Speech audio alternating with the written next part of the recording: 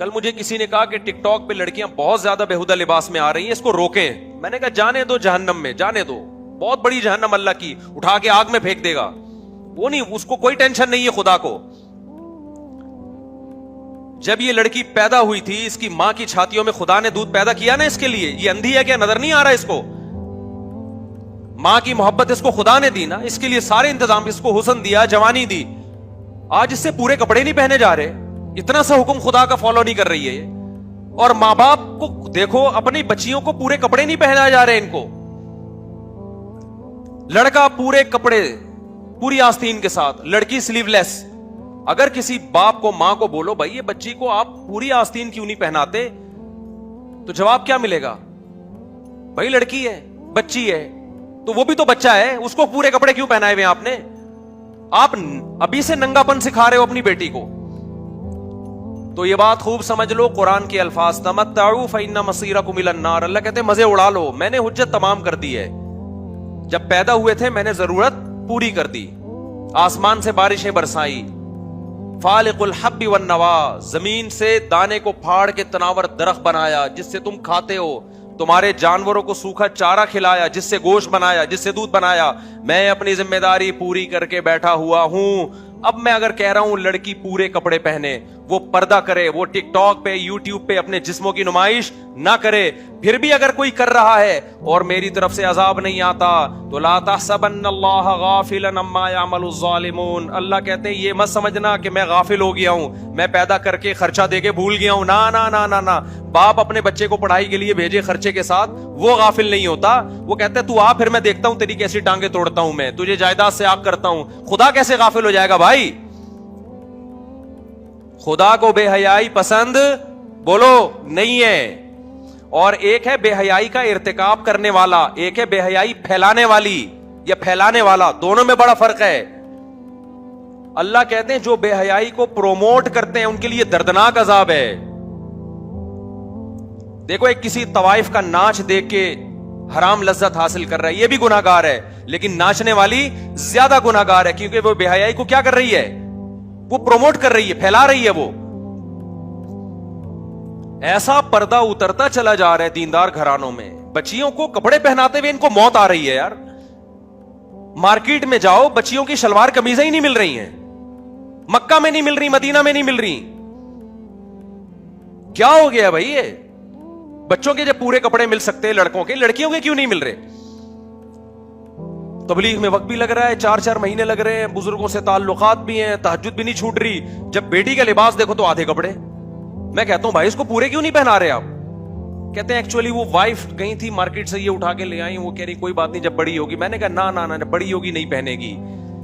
آپ بچے کو بچپن سے برہنہ رکھو, بڑے ہو کر کبھی کپڑے عادی ہو جائے گا, پھر وہ اس میں حیا ختم ہو جائے گی. ہمیں یاد ہے ہم جب بچپن میں کھیلتے تھے تو ہمارے جو دیگر رشتہ دار آتے تھے, جو ہمارے یعنی فیملی کے ہوتے تھے, 7-8 سال کی ہماری ایج تھی, وہ نیکر پہن کے, جس کو پنجابی میں کہتے ہیں کچھا پہن کے گھومتے تھے. وہ ہم سے نہیں کچھا پہنا جاتا تھا بچپن میں. یعنی وہ جو ہوتا ہے نا 7-8 سال کے بچے چڈی پہن کے, نیکر پہن کے گھوم رہے ہیں, گلی محلے میں بھاگ رہے ہیں, ہم سے نہیں پہنا جاتا تھا. مجھے شرم آتی تھی. کیوں؟ ہمارے ابا نے ہمیں کبھی کچھا پہننے اس عمر میں بولو نہیں دیا. ایک حد تک ابا نے کنٹرول کیا, اس کے بعد اب ہمیں خود ہی شرم آنے لگی, یار میں چڈی پہن کے کیسے, حالانکہ 7-8 سال ایج تھی ہماری, مجھے شرم آتی تھی.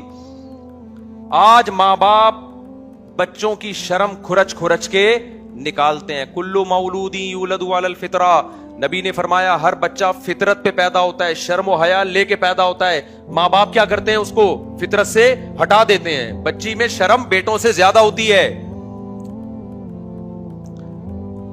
میں جدہ ایئرپورٹ پہ تھا, ایک 7-8 سال کی بچی, جیسے فیملی والے مجھے دیکھتے ہیں, بچیاں آتی ہیں سلام کرنے کے لیے, تو ایک چھوٹی سی 7-8 سال کی بچی, میں نے مسافے کے لیے ہاتھ بڑھایا, بچی نے نہیں بڑھایا ہاتھ. تو اس کے والد نے کہا مفتی صاحب ہم نے اس کو منع کیا ہے مردوں سے ہاتھ نہیں ملانا. مجھے بہت اچھا لگا اس کا عمل, بہت پیارا لگا اس کا. میں نے کہا آپ نے بہت پیاری تربیت کی اپنی بیٹی کی. بچیوں کو بولڈ بنا رہے ہو آپ یار, جو بڑے ہو گئے وہ تو ہو گئے نا, بچیوں کو تو آپ کم از کم, بچی تو پورے پراپر ڈریس میں بہت پیاری لگتی ہے, پھول لگتی ہے وہ. کتنے لبرل لوگ پریشان ہیں کہ ہماری بچی ہمارے سامنے ادھورے کپڑے پہن کے بیٹھتی ہے, اس کو شرم ہی نہیں آتی. میں نے کہا شرم تو آپ نے نکالی ہے اس کی, اور یہاں بیوی کے غلام بن جاتے ہیں. آپ بیگم کو ٹائٹ کرو, بیگم صاحبہ آپ جو مرضی پہنے, اب آپ کا ٹائم گزر چکا ہے, اب آپ کی تربیت تو میرے ہاتھ میں نہیں ہے, نہ میری تربیت آپ کے ہاتھ میں, نہ شوہر بیوی کو ٹھیک کر سکتا ہے, نہ بیوی شوہر کو ٹھیک کر سکتی ہے. آج کل سختی کریں گے سوائے طلاقوں کے کچھ بھی حاصل نہیں ہوتا. گھر بسانے کے لیے کمپرومائز کرنا پڑتا ہے, محبت سے سمجھائیں. تبلیغ میں وقت جب لوگ آتے ہیں نا, میری بیگم پردہ نہیں کرتی, یہ نہیں, میں کہتا ہوں بھائی اب تبلیغ میں وقت لگوا لے, اس کا زبردستی کرنے سے وہ پردہ نہیں کرے گی, بغاوت پھیلے گی اور طلاقیں ہوں گی, بچے رولتے ہیں, بربادیاں. محبت سے سمجھاؤ, اس کے علاوہ کوئی آپشن نہیں ہے. میاں خراب ہے تو عورت کہتی ہے کیا کروں گے, صبر کر بھائی, تو محبت سے سمجھا, تبلیغ میں وقت لگواؤ, اس کے علاوہ کوئی راستہ نہیں ہے. لیکن بیٹیاں کس کے کنٹرول میں ہیں؟ ماں باپ کے کنٹرول میں ہیں. بچی کو اگر آپ کی بیگم بگاڑ رہی ہے, کمپرومائز نہیں کرنا ہے. یہ شوہر بچی کو بگاڑ رہا ہے, عورت کمپرومائز نہیں کرے. پراپر کپڑے, بچوں کی تربیت دنیا کا سب سے آسان کام ہے, ذہن میں رکھنا. بہت کوئی مشکل کام نہیں ہے. جو کہتے ہیں نا اتنی زیادہ بچوں کو کون پالے گا, کیسے پالیں گے, بچے خود ہی پلتے ہیں, بلکہ بچے ماں باپ کو پالتے ہیں. جس گھر میں بچے نہیں ہوتے, ماں باپ نہیں پلتے, ڈپریشن میں جاتے ہیں ماں باپ.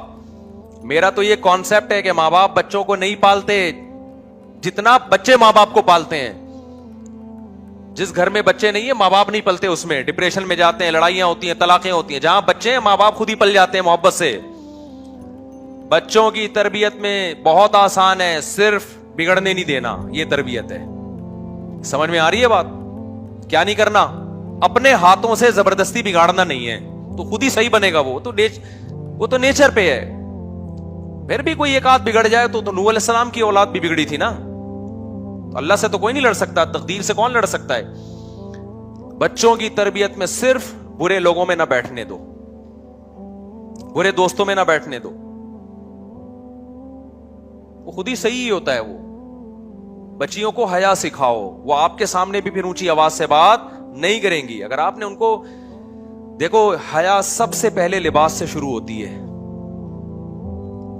اگر لباس صحیح نہیں ہے تو حیا ختم. جب حیا گئی تو پھر باپ کا احترام اور ماں کا احترام بھی گیا.